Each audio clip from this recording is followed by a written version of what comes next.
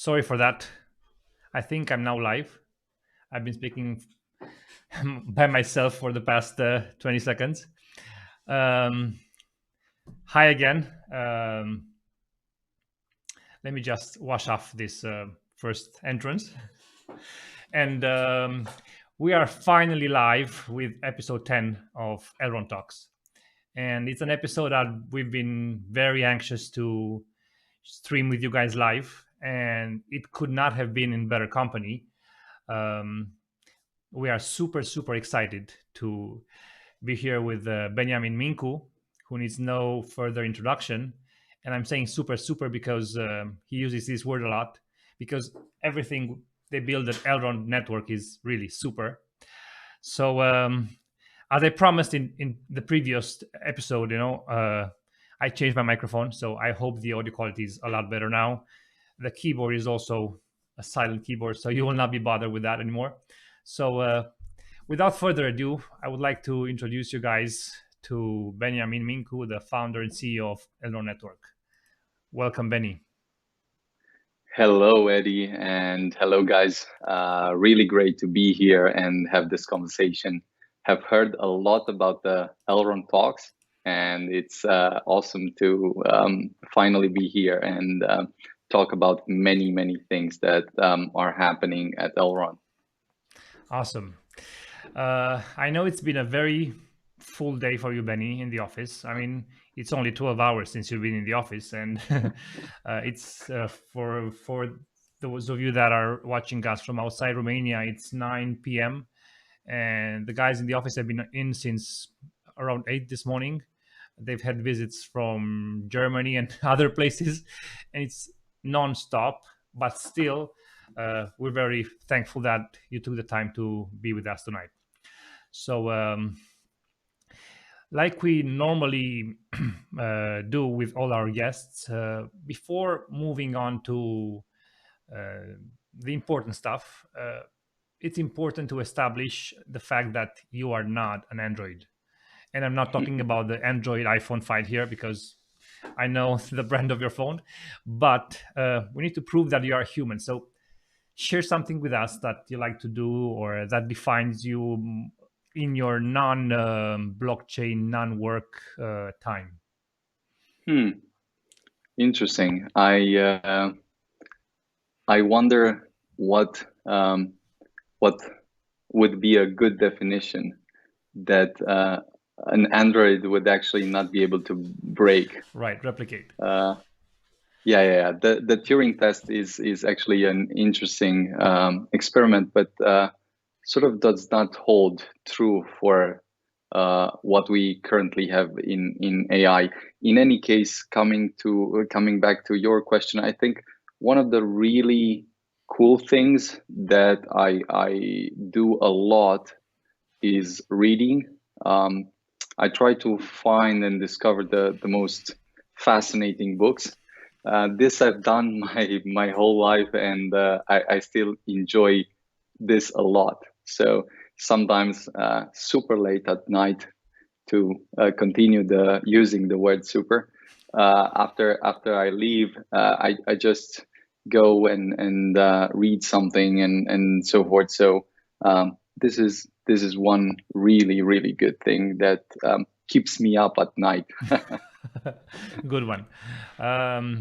It's interesting that you find the power to concentrate in reading, and to disconnect probably from a day full of interactions, because in today's world where we have all these attractions in front of us, right? All these screens that demand our attention, the phone, the laptop, the TV, the whatever, everybody's fighting to get our attention, and to be able to have a set goal, a laser focus in front of you, I think that's a super cool quality, and that you probably developed while reading, so probably one part of this laser focus mentality that you have comes from reading, so kudos for that. Yeah, and audiobooks are again very fine, and they help a lot. And yeah, I usually don't do it necessarily to disconnect. but maybe to amplify some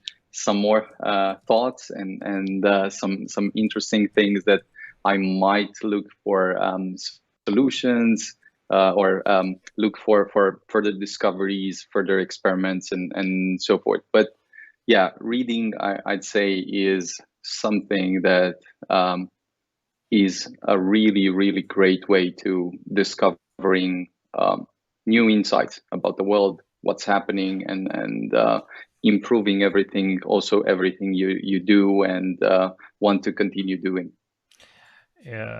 In my case, audiobooks late at night are a very good way to put me to sleep. So I get up in the morning and I have a hard time finding where I left off. So reading is better for me.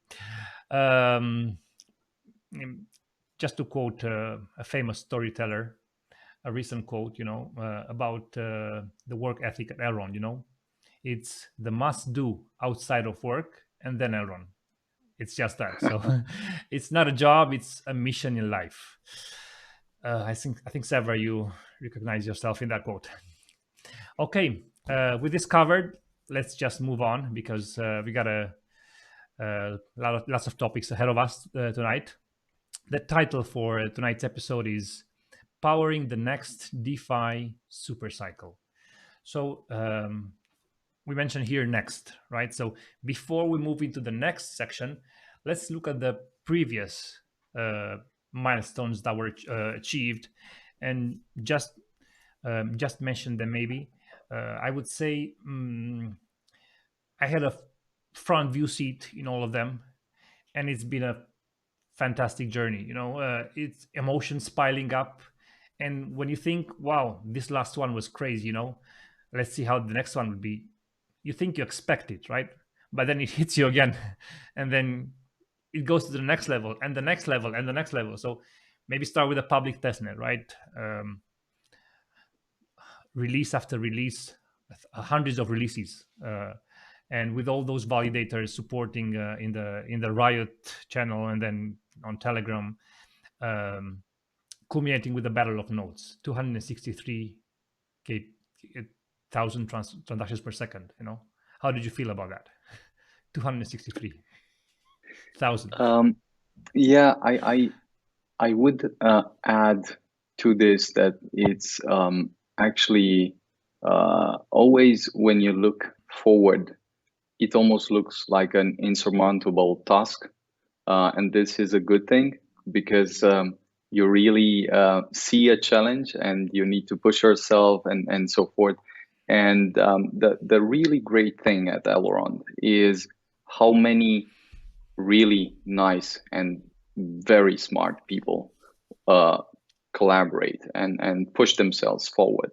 And with the testnet and the other releases, it's not only been a level up for the platform, it certainly has, but it's also been a level up for each and every one of us here.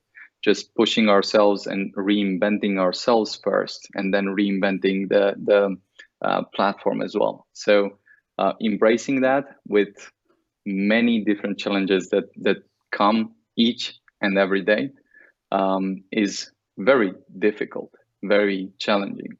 But if you do it, things change very, very rapidly, and you find yourself on a path that maybe you've dreamed of, but never hoped to see materializing so fast. To achieve it. Right. After that was the mainnet launch, right? So that was not a huge thing, even though we had the pandemic situation, right? So the environment was not the one expected. I know you guys had something special planned and you had to swap things in the last minute and organizing. However, I get the goosebumps when I when I remember that moment. I mean, it's the birth of Elrond Network for real.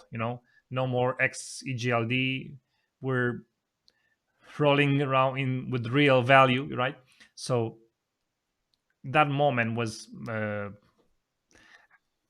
huge level up from the previous battle of nodes. So many people would think, I made it. I've done it. We've reached the mainnet, But for Elrond, it was just step 0 to 1, So how did you leave that moment? It almost seems like all the special moments are marked by two things. Of course, insane effort, and almost always also insane pain. I mean, we've done a lot of things, and I'm not only speaking about myself, probably, again, everyone in the team. We've pushed things in many ways, but the effort and pain that we've gone through at the mainnet launch was through the roof. I mean, extremely fulfilling, extremely satisfying, of course, but coming with an effort that then stays with you for your entire life. So yeah, an important milestone, and one that can never be taken away. Right, indeed. Goosebumps off. So that was July 2020, right? So 6 months go by, right? And Elrond is an established blockchain, no downtime, and all of a sudden, this thing comes out of the blue. Maiar, right? What's Maiar? It's just another wallet. Well, it turns out it's not just another wallet. It's a way for anybody with any level of expertise, let's say, or any level of knowledge about blockchain, about computers, can simply create an account in minutes and interact with Elrond Network, right? And even buy some e-gold, stake them, And I remember the launch. The expectations were so high. Everybody was running to get his hero tag first. Um, the launch was another set of emotions piled up, and another spike in the transactions on the network. I remember the fees were visibly affected during that epoch. There was a huge spike. But now, when you look back, it was an awesome launch. But now this somehow becomes something normal, and I speak to my friends, and when I showed them the application, how easy it is to interact with it, and they were like, "Oh, and that's all I have to do," So I know you guys have been keeping this under I mean, not visible until the last moment. So it was kind of a bomb for many users. So the user experience, by trying to not hide, but not make it something that you need to know the blockchain. The interaction with the blockchain doesn't have to be you don't have to be a rocket scientist to interact with the blockchain. So this abstractization of the technology is the success that Maiar brought. So how do you see that? Again, a lot of effort and care has been put in Maiar with the user in mind. We've gone through many iterations, many changes, and then we've reached a point where things were almost ready, and then we've discovered some new things that we could improve and move forward with. And at the end of the day, Maiar was a huge step forward, and a huge step forward in a direction that you rarely see in the blockchain space, based on an insight that if we are ever to achieve widespread adoption, it can never happen without this type of UX that speaks a different language for the user. And things can still be improved, and we're still pushing super hard to find ways to simplify things even more for the user. But the UX of Maiar, I think, speaks a different language, and this is clear, and it's for the user.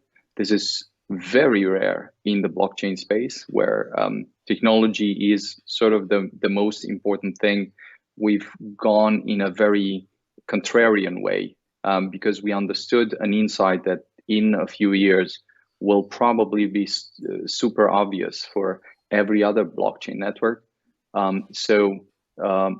At this point, what marks Maiar in my mind is precisely this type of UX shift in message for the user, and the chance that he has to interact with things, and then the effect that you could immediately see after only 1 week of Maiar being live. I mean, we were pushing and doing a lot of things 6 months, and then in 1 week, we essentially exceeded everything we've done in terms of adoption, just because of a really important and strategic move we've done.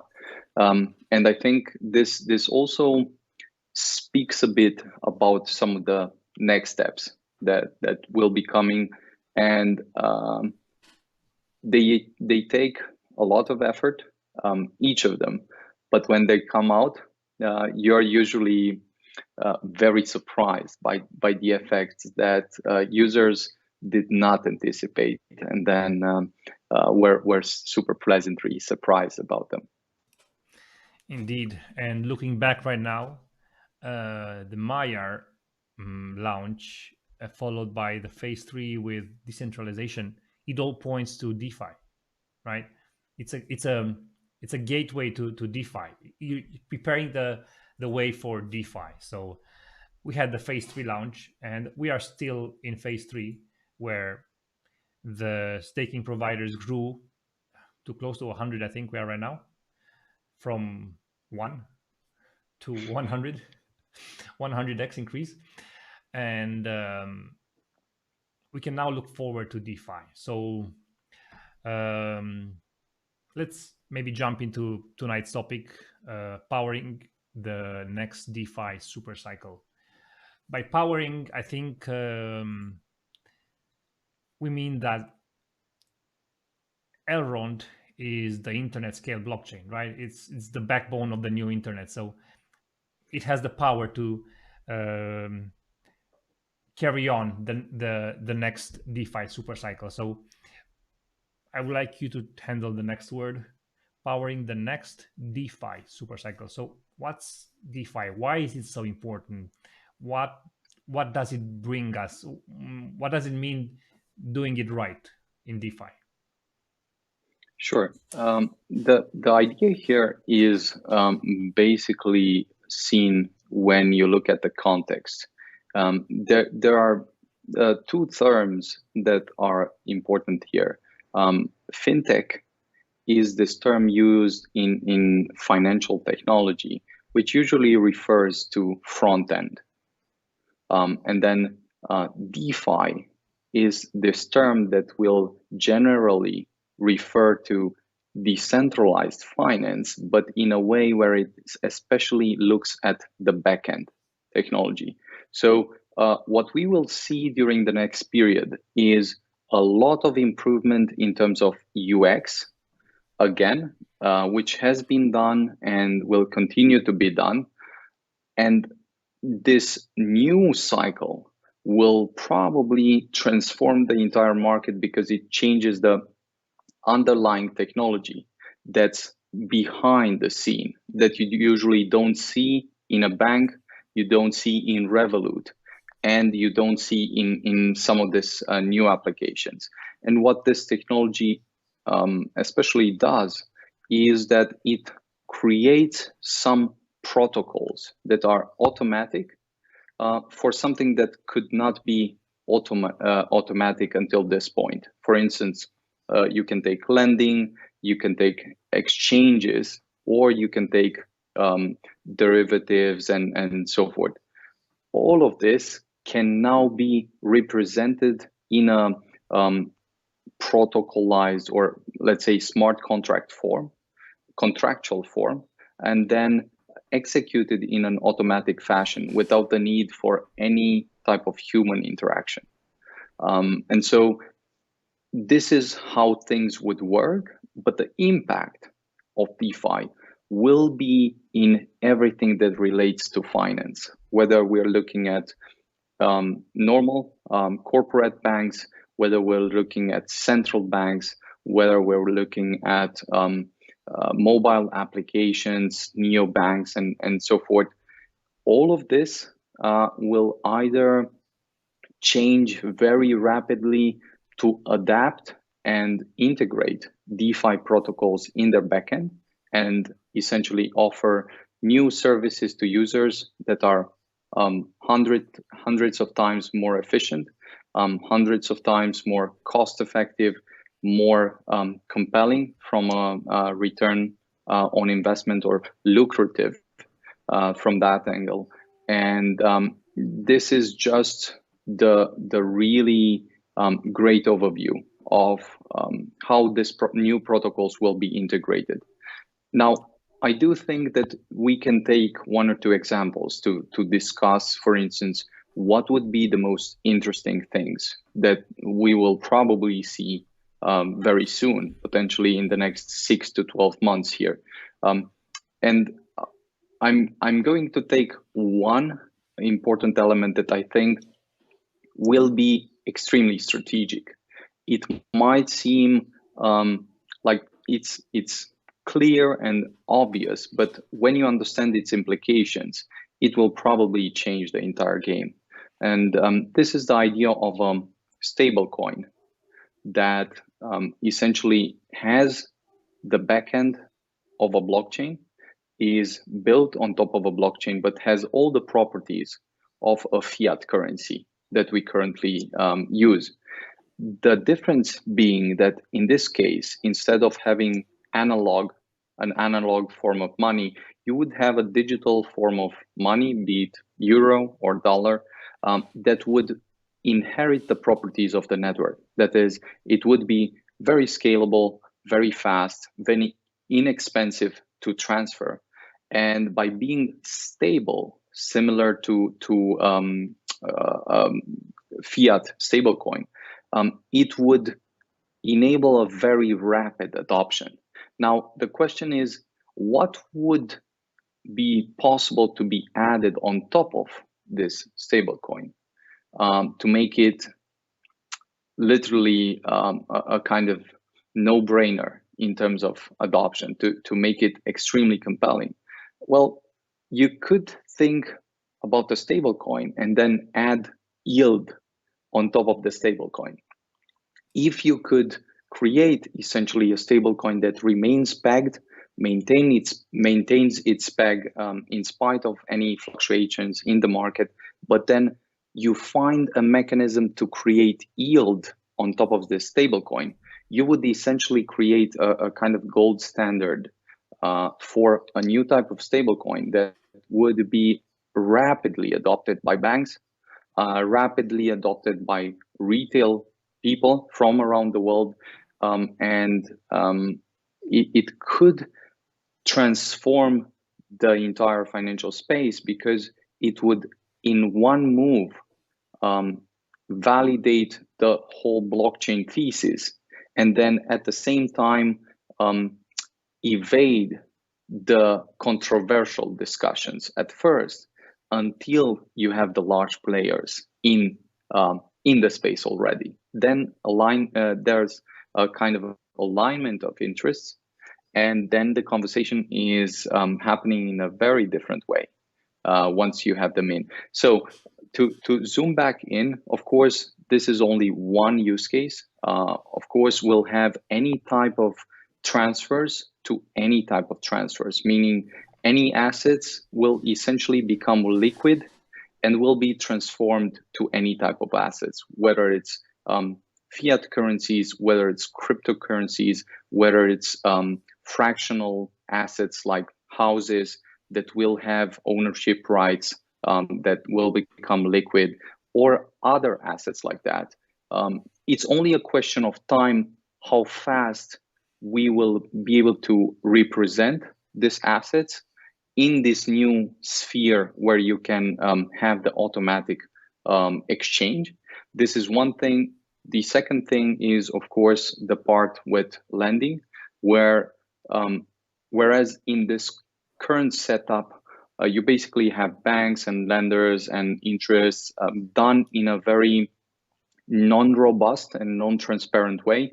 All of a sudden, with DeFi, you essentially have a mechanism that is constantly improving, constantly coming with new ways that are much more optimized, much more efficient, and compete to create a better version of lending that essentially will grant the user something that he never had.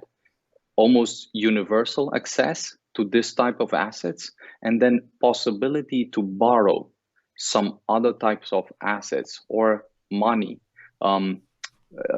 with collateral for something that he already has. And then, of course, a third element is this type of derivatives or synthetic assets, where you don't have the asset per se, but you can find a digital version to represent the asset, and then add liquidity to it, make it exchangeable with a lot of people, and then unlock a new part of the market that will happen. So in sum, DeFi will be this new process through which you add hundreds or thousands of X in terms of rapidity or performance of exchange, in terms of cost decrease, and then in terms of accessibility to the world, to the degree that we can apply this to almost everything that we do in finance. The financial space will look like a transition from the horse buggy to the car. All of a sudden, you'll be surprised how you've not seen this coming, how it was not so obvious for the world that there's a much larger market there for everyone to participate in and create value in. Yeah, building on your last analogy, when the cars were built, people would say the cars can run on these muddy roads. It's the infrastructure is not there. You'll never make it. You need to refuel them every X. There's no petrol stations. It's only for the rich kids to play around with. But when the infrastructure was there, everything changed. And yeah, what my personal take on DeFi is, apart from all that you just said, is that it's changing the financial system, where right now the rich get richer because it's all centralized. So giving these tools to literally anybody with a smartphone, banking the unbanked, this sounds like a cliche, but really giving these tools to anybody, make them accessible, easy to use, it just opens a whole new world that we have not seen before. And it's giving the power directly to the people, allowing people to interact with each other without the need of going through a bank, just through the blockchain. So this is just mind-blowing, and I think this will fuel the next super cycle. So super cycle. And just to add on what you meant and said, the idea is the goal of Elrond is almost like the meta definition of DeFi. Our idea is that in order to supercharge the economy, the global economy, we need two things. One is build a high bandwidth, low latency, transparent financial system. And then second, give anyone, anywhere, easy access to it. This speaks to both elements. On the one hand, offering an alternative that is transparent, and by transparency, realigning the incentives, and super efficient, highly usable, but then also connecting the last 1.7 billion people that don't have any access to the financial system. So if you look at that, that's the heart of DeFi. You can look at DeFi from this lens, or from the, let's say, more specific lens of things being done in the backend very differently. But the next period with respect to this will be extremely exciting. Right. So Elrond is the backbone of DeFi. Supercycle. Supercycle, as Google defines it, it's a sustained period of expansion driven by robust growth demand for, in our case, DeFi, right? So can you expand on that? Supercycle, the next DeFi supercycle. Yeah, so I do think that the super cycle will apply far broader than the DeFi vertical. In fact, I think that if we'll look to the next decade, it will probably look like the roaring 20s. There are several technologies that seem to be very close to a tipping point. And once this technology materializes, they generally bring a very, very significant and accelerated growth. Blockchain technology is one of these technologies that will probably have perhaps the largest effect. And the idea with the super cycle is this. We are now at 100 to 200 million people in the entire blockchain space, and we are almost 8 billion people. Now, from 200 to 8 billion people, if you think about it, the harder you think about it, the more you'll not be able to sleep, because you'll see how large this opportunity is, how large the consequences will be for all of these people. And the only question is, how can we accelerate this wave? How can we make sure that the technology is there, that the UX is there, and that users, when they hear and discover this new opportunity, that they not only get excited, but they can act and experience this new technology. So the super cycle, I think, will be a sort of trickled down effect. You'll see tremendous effects, of course, in the crypto space. The DeFi part will probably move toward the banking and financial space immediately. Then we'll probably see a very, very significant transition for startups and the way they raise money, the way they build technology, the way they align with their communities and share some of their products. And we'll probably also see a very interesting conversation during the next period in terms of challenges to differentiate between what's real and what will be extremely, extremely elegantly edited in the digital sense, where you will not be able to distinguish essentially with your eyes what's real and what's constructed. So a lot of this technologies, of course, come with challenges as well. I'm not saying that things will not bring challenges, but overall, it will almost be like a shock. The extent to which you experience these elements with a certain speed creates something that you cannot perceive correctly or process correctly. And it's important to be prepared to read, to think deeply about things, and then focus on building the things that accelerate and contribute to this impact that we'll see on our society. Right, and building on what you said about adding value, I think a paradigm shift, you called it in your previous interview with Scott, is needed here. A mentality shift is needed, because I've seen people say, the price went down, I need to go to work. And this friend is probably gonna see himself, recognize himself in this instance and say it was a joke. But there's something behind that joke, and I've seen this mentality in many people. Price went down, I need to go to work. I think if price goes up, it means we don't need to work. If everybody's income problem is solved, if everybody has enough money to live, does it mean we don't work anymore? I think we need to change that mentality and shift that focus on doing something that motivates us, something that adds value.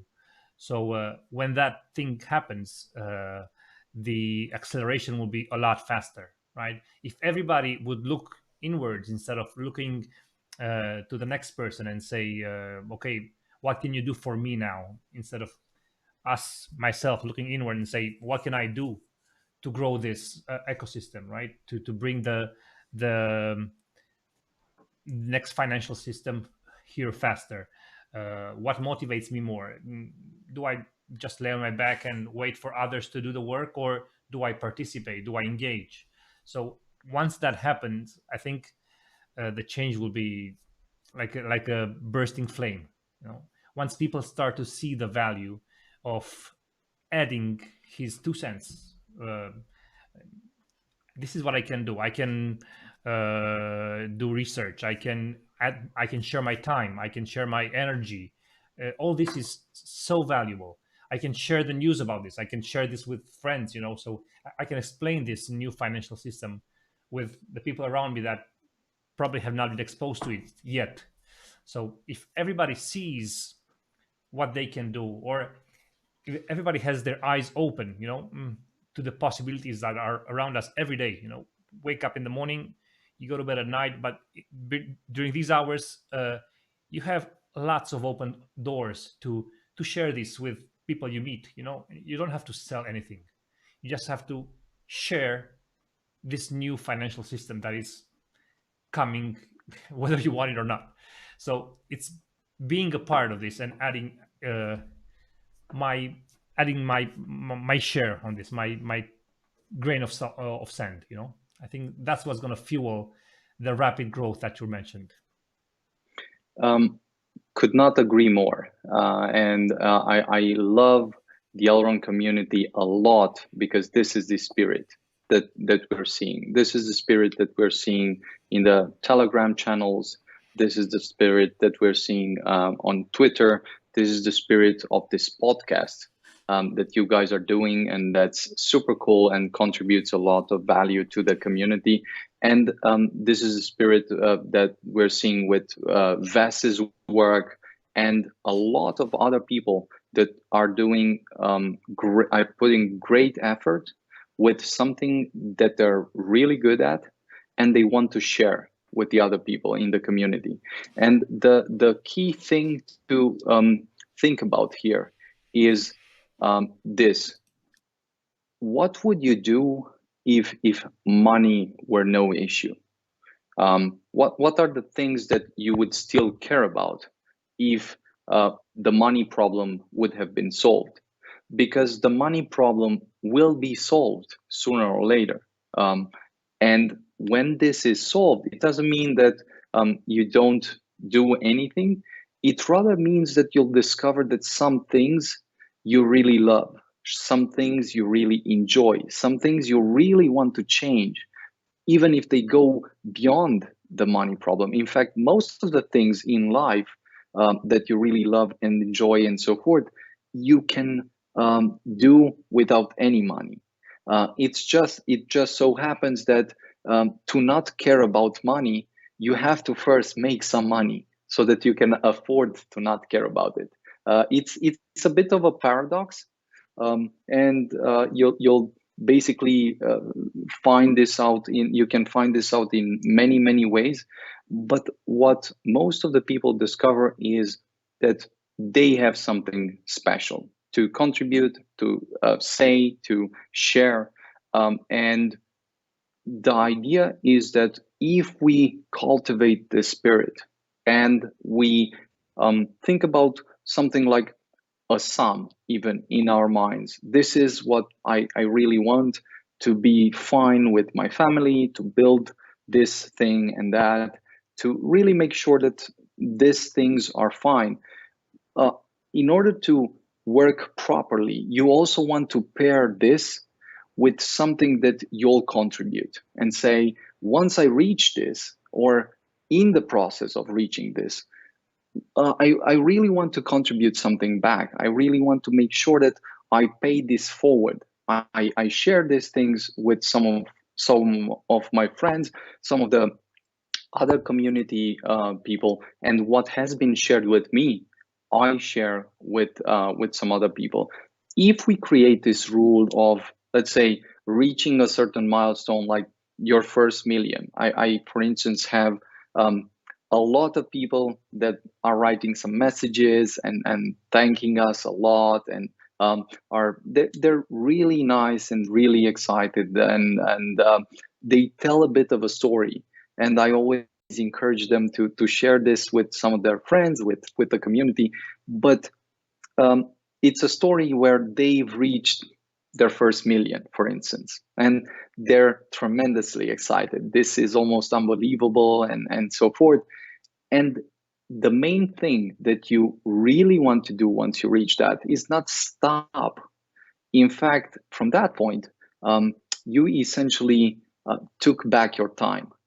We're starting with what we said with Mayar. Now you can do with your time a lot of things that you could not do before. And when you have your time, you want to invest it wisely. You want to contribute some of it back. You want to either start some projects, either solve some problems in your community or in your region. But you also want to think about deeper problems that are relevant, that you want to contribute with. Sooner or later, as I said, we're going to see something like we've never seen before in terms of financials. And I can only hypothetically touch a bit on a few elements, like when we are at 10, when some project is at $10 million as a valuation and then goes to 100 millions, it's like people forget everything from the past and forget that there's a future and that things are not stopping today. The intensity of the emotion is so high that you don't think about the future anymore, you don't think about the past, but then things move forward, and from 100 million you're going to 1 billion. And again, you're in that moment, it's really great, you're excited, but then you forget the past, you forget that there's a future. And so you go to 10 billions and then 100 billions and then 1 trillion. There's a certain point at which society, as an effect of this type of changes, will change significantly. And it's an interesting experiment to think about what will happen and how things will turn out. The idea is you want to be in this type of experiment, you want to play your role, you want to find your place with some valuable thing that when you look back, you'll say, you remember this time, this is what I did for Elrond and for the people in the community and so forth. And with this, you'll get a lot of meaning. You'll see the impact of what you're doing, and this is what will change in society beyond the financial element. That when a lot of smart people and a lot of nice people finally can solve the money problem, they can focus on solving some other deeper problems around them and contributing in many fascinating and exciting ways. That is truly fascinating. And my takeaway from what you just said is that we need to keep our eyes open and not be blinded by the heat of the moment. Because the project that you mentioned, one project, is very dear to us. And we've been through all those steps, right? And of course, everybody was like, wow. And then now this is the new normal. And then you forget what brought you here, the level of effort that was involved, and then the next step and next step and next step. So it's just a joint effort. And if it would be just the Elrond team to do this, this would be truly impossible. So one of the really cool points about Elrond is that the community is really supported, like you said. I've seen this from the very beginning. People that started with, I would say, maybe not 0.1 knowledge, and now they are validators, and now they secure their nodes very well, and they've grown so much. And this is one of the things that kept me close to Elrond so much, because I've seen people grow with the project. Like you said, people reinvent themselves. People um, see the value and want to add value. I want to be a part of this because I see this as being the future, and I can't stand back and just look at it. It's like a train that's passing by, right? I want to jump on the train, regardless of the consequences. I want to be a part of this. So with this Elrond train, I've seen a lot of lives that were changed, and um, a lot of futures that were solved, let's say, uh, success stories. And with these success stories, I've also seen people that fail to find motivation. um, I'm not sure what they're doing wrong. Maybe they're not looking at the right uh, in the right places. But sometimes it's easy to just say, "I've got it all sorted out. I'm going to lean back." So maybe some pointers for people like this that have it all sorted, um, to look for motivation. Yeah, I would say that there seems to be a problem at the kind of intellectual level that we experience. It's almost like the interpreter to which we look at reality is giving us a wrong or incomplete or incoherent kind of command. And in this case, it seems like for some reason, we tend to focus at things as them being the destination. Like, I'm going to do this, it's my first million. When I reach my first million, everything will be solved. And I mean everything, literally. I don't have to do anything from now on and whatever. But this doesn't change things. You'll reach that point and then you'll ask yourselves, well, why have I thought that this might solve really everything? It really solves something specific, and that thing is solved, but then it doesn't mean that you'll lose interest. You have to lose interest in anything, in everything else or whatever. And the point here being that this is all about the journey. There are some destinations, of course, that are very valuable, and we might discover some interesting destinations throughout our lives and times and so forth. But usually, once you reach a certain destination, it cannot be the last point, right? You want to look upwards, see what you can do further. And at the end of the day, time is the ultimate resource you have. If you think about your time, you have a limited time, you want to invest it in things that you care about, that could be improved, could be changed. The higher you can look at things that might have an impact on society, on the world, on history, the more meaning you get from all of that and so forth. The closer you look to the moment, the more tricky it will become. Like, you'll solve that, but then it will not be enough. It will be sort of the wrong kind of response. And I think, without becoming too philosophical at this point, it almost seems like at the meta level, we have the wrong kind of interpretation of what's happening. Let's just solve that problem. It's great that we can solve it, and then find some other really meaningful problems that we really want to solve and we want to focus on. And if we find those for each of the guys in the community and the people in the community, it will be a different problem, an interesting problem. I think this is why Jobs at some point said, okay, stay hungry, stay foolish.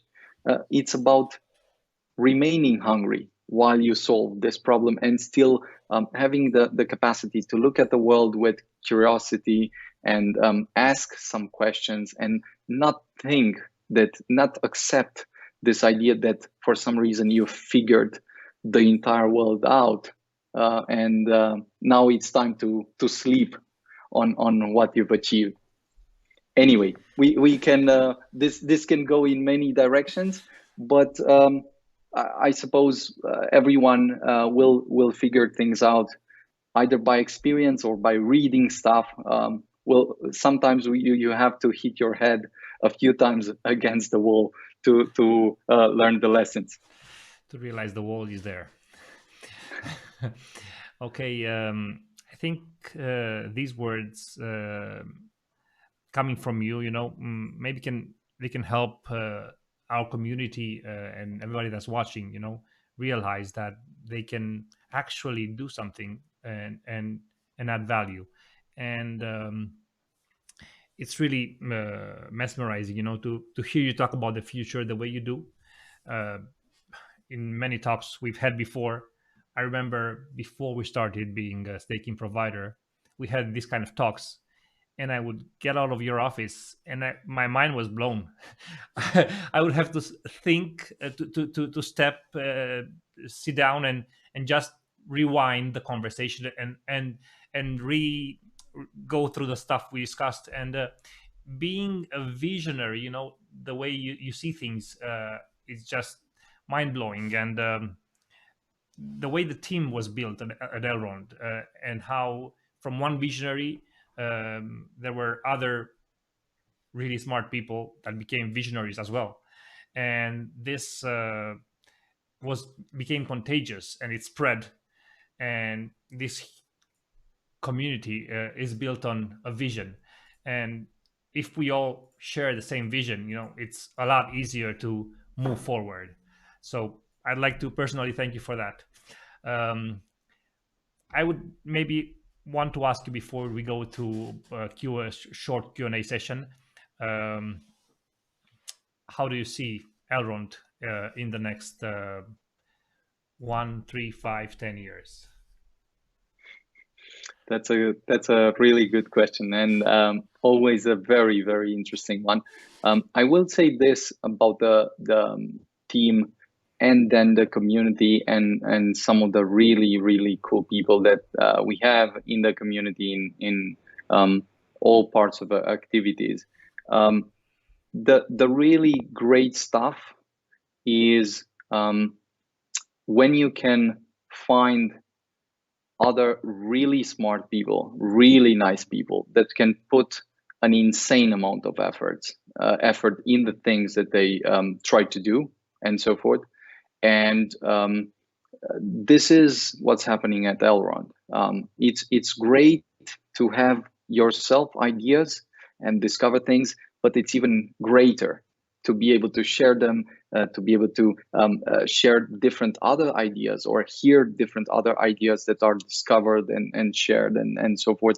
And this is the really cool part with Elrond, that you wake up and then can come and have this type of conversations day and night. This is awesome. I mean, I could do this all day long and all night long, and would never get busy or tired or whatever, bored. So this is really great, and it makes for a special team that's pushing forward and then delivering results and setting some new standards.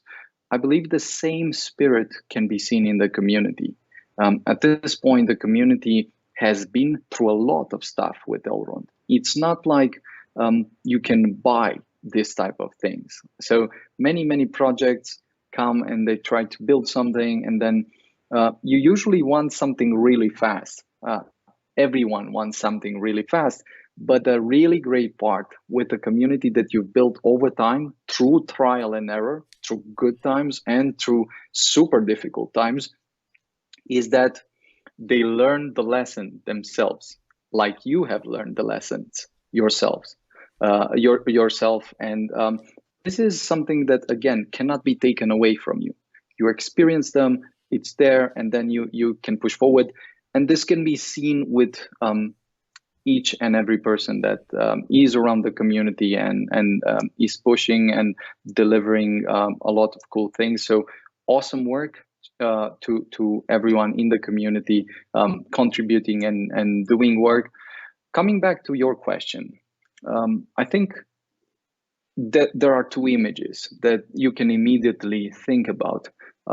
It's this immediate image of what will happen during the next period, the next months, and how things might look, and then the longer term image and how things could look at that point.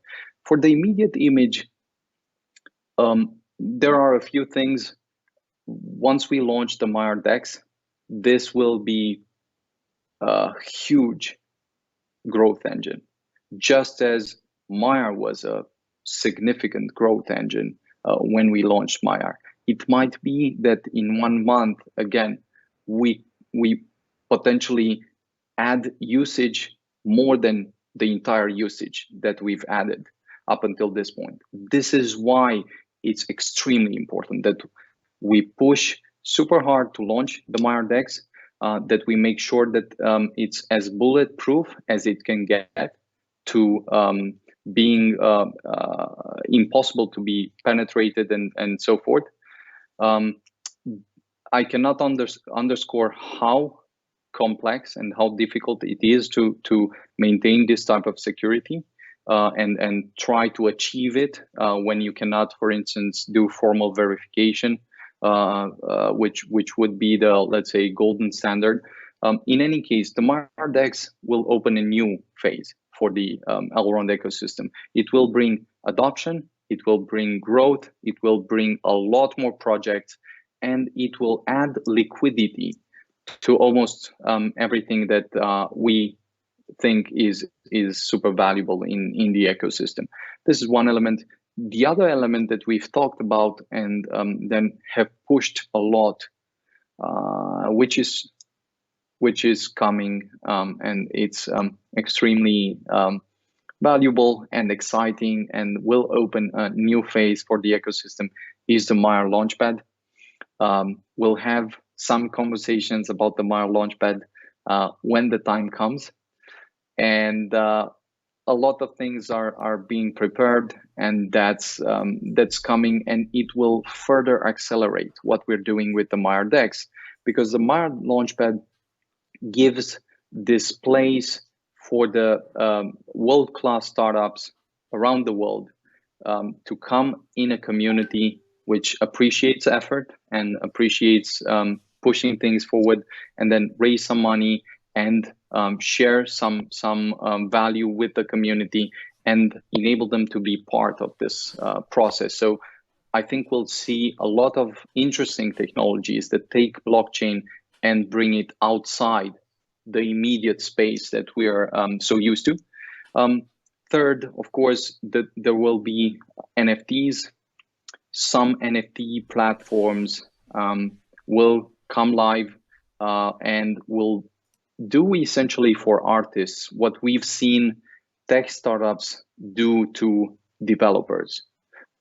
So with NFTs, artists will be able to create communities at a scale that we've never seen before, align interests, share with them new ideas, and also share with them economic upside.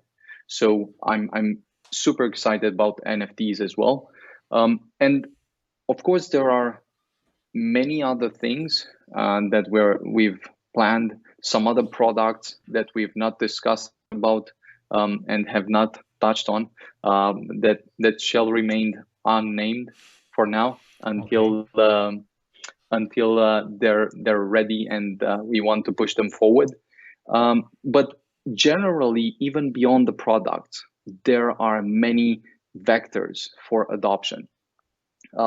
Whether it's exchanges, whether it's integrations for payment processors and so forth, whether it's other elements like that are on the custody level, on the brokers level, on the staking level, all of this will keep moving forward extremely fast during the next period.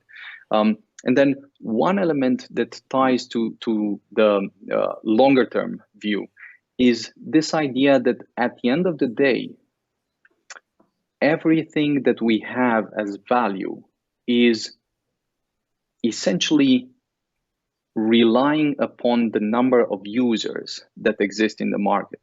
This is why everything we have is a function of number of users that own Elrond, that are part of the ecosystem, for instance, and so forth. So, of course, the ecosystem will expand significantly with the number of users. So what will happen when the number of users, for instance, that we have in Maiar grows from 500K to 1 million? Well, it will be an interesting experiment, especially given the supply that we currently have on exchanges, the supply that is locked in staking and the supply that will be locked in the DeFi modules that are coming live. It will be a fascinating experiment. Supply shocks and demand shocks will be terms that will trigger a kind of interesting excitement. Although they are called shocks, it's a positive it will. Yeah, exactly. This is one thing, and then the idea here is, of course, we're looking to an element where, of course, a kind of near or medium-term milestone will be achieving 10 million users in Maiar, because this changes everything. It means that we're reaching a point where implications of what Elrond is have gone from being a startup to it being something close to a country's economy, to then something close to a continent's economy, or something that at this point would sound almost strange saying it out loud. So at that point, the idea is that you'll move to a state where, if we're thinking about switching a bit from the immediate view, from the near term to the medium term, and then thinking a bit about the longer term. Once we have solved performance and we have solved UX, the most important elements we'll see or influence or impact we'll see is not only through the financial system that will change completely in terms of speed, so that you can essentially imagine yourself transferring any type of money anywhere in the world in an instant at a trivial cost. Just like right now, you're doing calls on Skype anywhere in the world at a trivial cost, which basically is close to zero. Just like that, you'll transfer not only crypto money, but fiat money as well. And then you'll have loans, and then you'll have new ways of earning money by doing something you really love, which will look very much like play. So this will be a kind of world we will live in. And so tying things back to what we discussed before about what happens when you make enough money to not care about some things, well, you'll start working on the things that look like play to you, on the things that you'll do anyway. It will almost seem like you're sitting at the computer and playing all day long, just as in this case, you'll do whatever it means that you love. And so at that point, the interesting thing is, for instance, to think what happens when you have several crypto networks that exceed the $1 trillion valuation. What are the implications of something like that?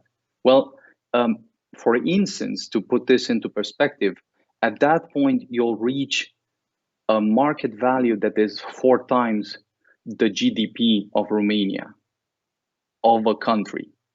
What does that even mean? Like, what are the implications of hundreds of thousands, millions, and millions of people that start earning their money from a virtual world by doing this interesting virtual exchanges, creating virtual value, exchanging it seamlessly with the physical world, with the physical goods and so forth.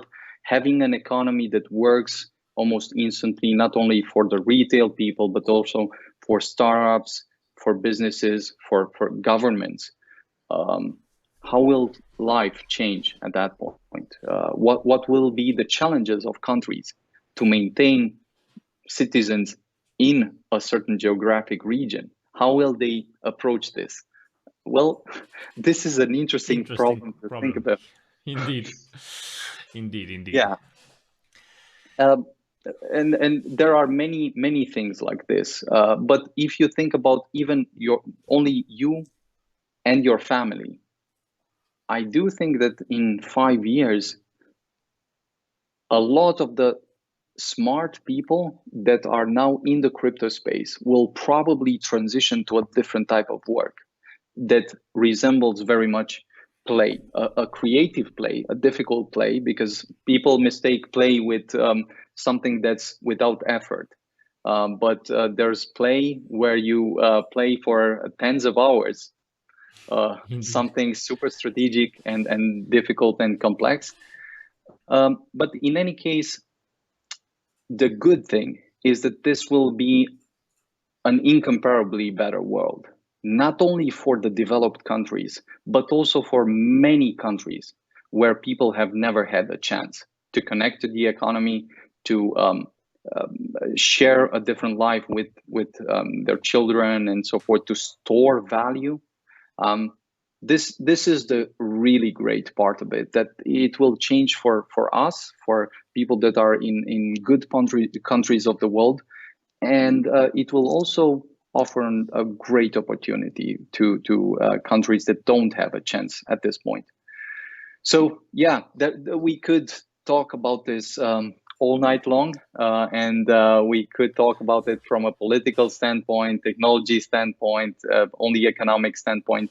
But the thing I will continue to say, it's there's never been a better time to be alive. Have this type of conversations, think about the future, and be able to decide what we want to do, how we want to participate, and choose our role, and what we want to contribute and leave behind. So yeah, not a bad place to be in on this part of history, I'd say. Challenge accepted. How can we add our own value to this new financial system? And it's a lot to think about, a lot to take in.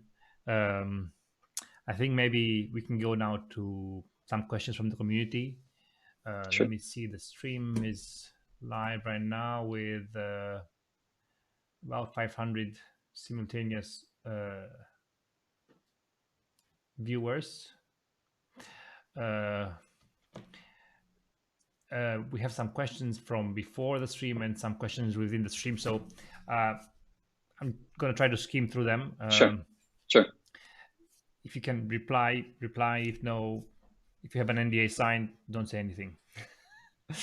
Okay, first question. Sometimes our fiat partners on Maiar may be saturated or limited. Native fiat ramp on Maiar may increase the number of users. Can you share more on the midterm action plan on the team on this? Yeah, I'm not sure what the question specifically refers to, but let me. I'll rephrase. Yes, please. Yes. We use third party. Yes. For on ramp and processing. Yeah, processing, and many times, not many times, but sometimes they are saturated or limited, right? Especially when the price action is high. That's when people try to buy, and that's when. Sure. And I've seen the Elrond way is when something is not performing the way it should, we do it ourselves. So sure. The question here is Elrond thinking of doing something about this on the inside? Or I can link this with the card. There's another card question. So Yeah, so there are 2 points here. First, of course, we very much care about the experience of the users in terms of onboarding, and it's always great to hear this type of feedback. The idea is that we will continue to add several partners, other partners that improve the process and give better experience, better prices, and more options. And we're not excluding solving the things ourselves if we see that, let's say, the partners don't happen to offer a solution that is good enough for our users. Of course, up until this point, we've had the on-ramp, but I can say we're now closer than the last time when we discussed to having an off-ramp as well. It's tricky a bit with some people because they don't move fast enough or as fast as we would love. But we always convey how needed these solutions are, and it will always be the case when we see something sufficiently important for the user and impactful, we'll consider it deeply from all angles. If there's a good solution, we're going to push for it very, very hard. Okay, thank you very much for that. Next question. Are there any plans for academy program, something like tutorials for the community, like a school, something complex, something to walk somebody from 0 to 100, not just the docs. The docs are awesome. I mean, I use those a lot, and when I explain Elrond to somebody, I always point to the docs. But being enrolled in something more formal, as a with a curriculum, value. Yes, so we're probably going to do this in a sequence, gradually adding more things, but we've for some time concluded that there's a great need for an academy, and we'll probably have a kind of more simplified version, the MVP of an academy when we first launch it, and then add more based on feedback, based on different things that we want to change. But we definitely see there's a need, and we definitely see that it would significantly contribute to the ecosystem, to everything we're doing. We're also always curious to hear new ways of doing things here, and we might even experiment with a few things, a few ways of creating, let's say, a curriculums for Elrond, or for, let's say, different tracks, because there would be a kind of technical track, there would be a business track, there would be a creative track, and maybe a community contributor track, and each of this would have some basic fundamentals that are very similar, and then some specifics that people and users will learn. Taking this to its natural conclusion and going back to the what 5 years in the future things might look like, there's no way we'll be able to coherently make sense of the world without having this type of new tracks that will probably complement or replace some of the things that from which we're let's say working, educating ourselves, and learning at this point. I just to add on that, I personally see next very reasonable step is collaborations with universities, having blockchain curriculum courses, where people that are in tech can also add blockchain, maybe start local and then go global. It will be really cool. 100%. Yeah. Okay. Next question. A few projects that will be launched on Maya Launchpad, and if you can name them, then of course you can't name them. I mean, who asked these questions? At least the size of the project or the industry.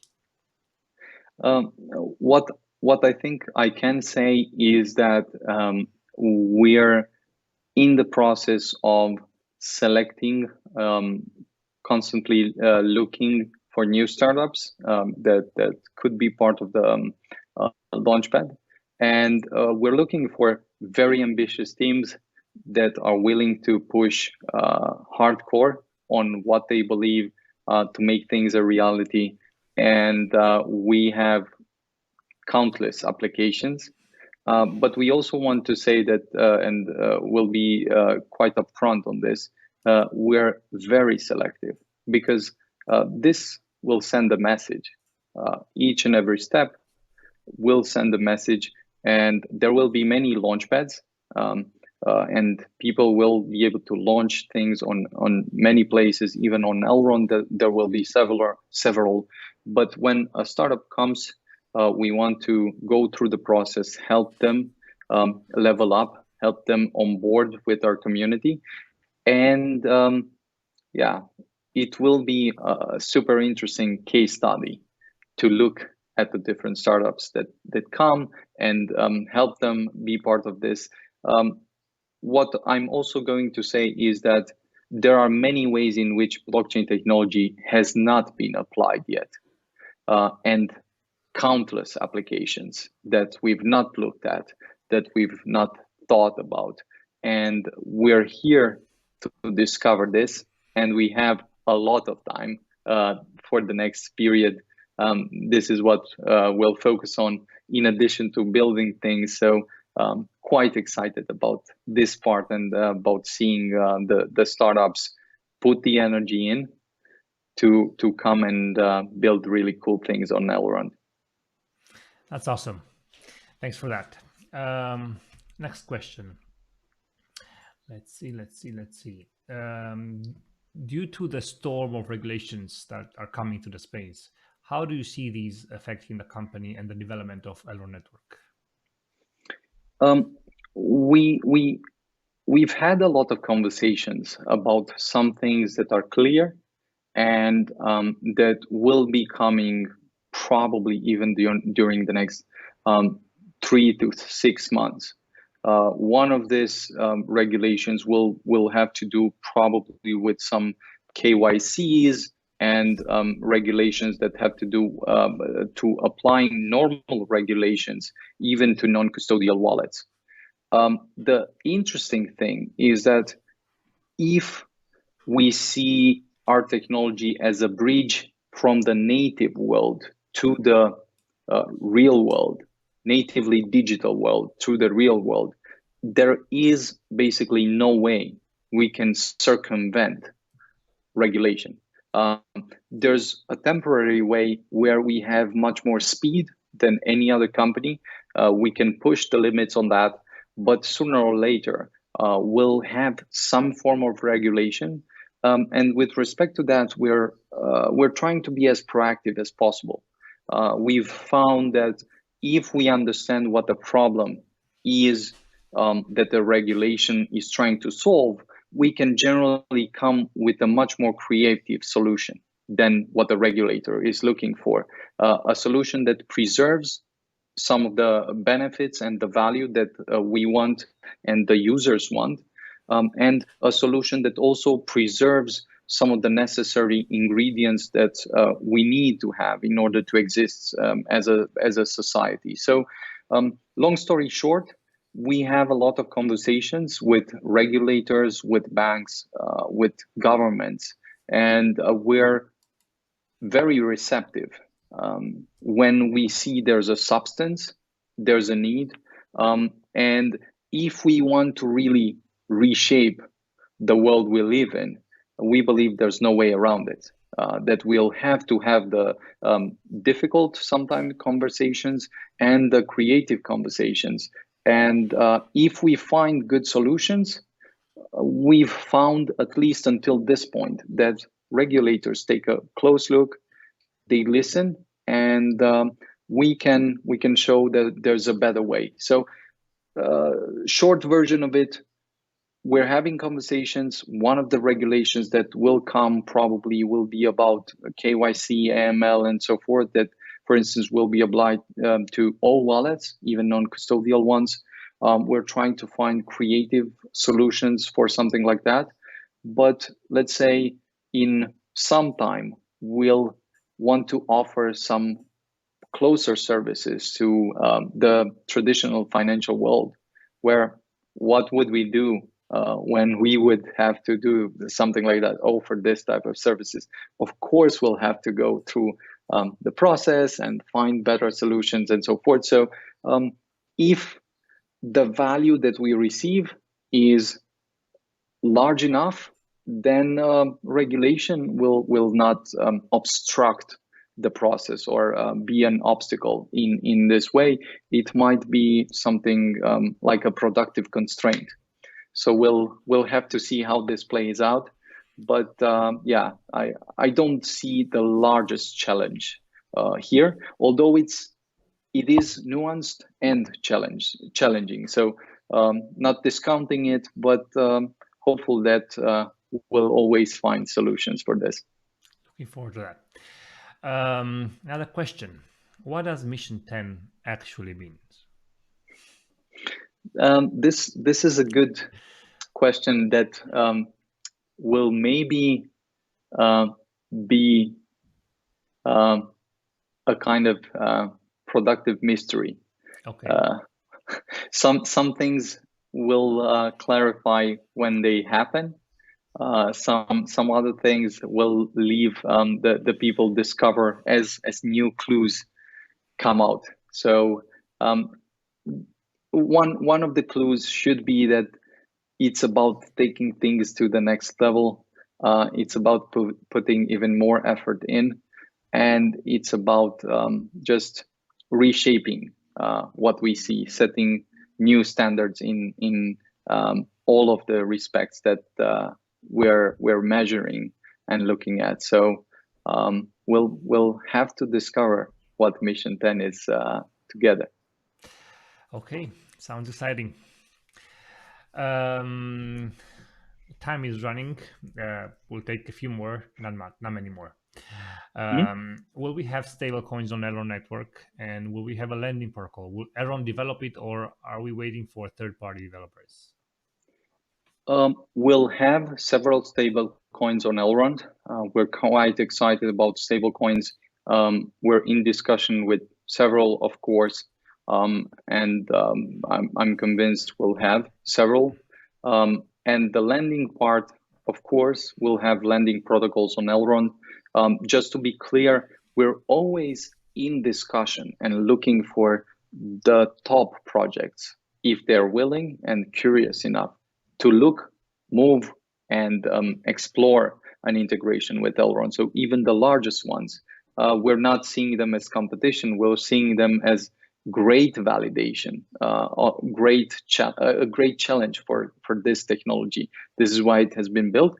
But we're also looking to build things when they're not built or they don't come fast enough.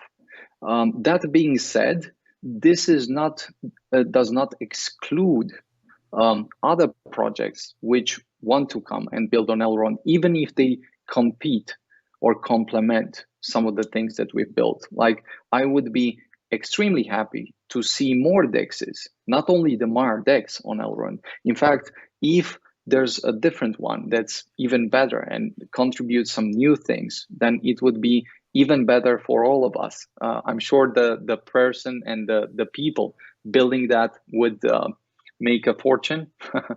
And I'm also which is exceptional. And I'm also sure they would contribute a tremendous amount of effort in the process and contribute a lot to the community. So even for the DEX, for the NFT platforms, for the lending protocols, the fact that we're building something should not mean that it's excluding anyone else. In fact, it should be the invitation. Take some things, improve them, show that you can build a better version, and we would be extremely happy to see that. Okay. That's great. We're not in the zero-sum game. Okay, interesting question. Will Elrond pursue a future in AI and genetics? And will Elrond embrace a universally free and open approach? Or will allegiances be made with governments and big tech and big pharma as a priority? This question kind of answers itself. Yeah. It's too black and white. Yeah. Of course, AI is extremely interesting and exciting. We're studying many things in this field. We, in fact, have a few really bright people in the team that have won world prizes in this field, have contributed in meaningful ways. And so we're reviewing and not only reviewing, but preparing for different things in this space. Genetics, again, I won't even start here because it's late, but genetics will be a space that if you study right now and see what's happening with CRISPR, with mRNA, it's an absolutely insane version of the world we're living in. The thing that we can do with this technology change many things that we've for millions of years not been able to do or even understand and think about. And the fact that we can do them at this point is both frightening and exciting at the same time. In any case, we're quite interested in these technologies, and by being interested, I'm making an understatement. And we're open to collaborations. We're open to exploring different things. I don't think that big pharma is going to eat everything and kill us all. Exactly. If we all die, they have no customers. So yeah, exactly. Okay, couple more. Do you have any contact with governmental institutions in order to start work on blockchain? Are they interested? Yes, we have several discussions. They are interested. They're looking very closely. The more serious things become, the larger they become, the closer they look, the closer they pay attention to. So I believe that the next period will bring some more fruitful conversations, and also some case studies that will be able to replicate in many other places after we pioneer them in one place. Okay, one more question because we're over 90 minutes right now. The Battle of Yields will end tomorrow. Here it comes. You probably don't expect this. So, when is it planned to release the Maiar exchange? Less than 1 or 2 weeks? Few weeks? Few months? This is like you have 3 options to choose from. Yeah, the idea is this: the Maiar DEX will essentially be released as soon as we see that there's no bugs that we've discovered, that the platform is robust, and it's basically ready. It will almost speak for itself. So the people that are testing the Maiar DEX have discovered many really exciting things that work as expected, and they've also discovered some minor bugs, some things that we've improved. We've had on daily basis a lot of improvements that can be seen already, and the first part of the Battle of Nodes has been quite productive. So as soon as we're ready to push the things to the next level and put Maiar DEX in prime time, we'll take some fireworks and announce it publicly everywhere. So it's close. Exactly. It's close, and we'll make sure to announce everyone once it's ready. Yeah, I mean, if you're looking to add liquidity on Maiar, the team has stated many times that you will have enough time to, if you want, unstake and move to liquidity or whatever. So if you are in any Elrond channel, trust me, you will know Maiar Dex is launching, and For sure. the work that is being put in is just unbelievable.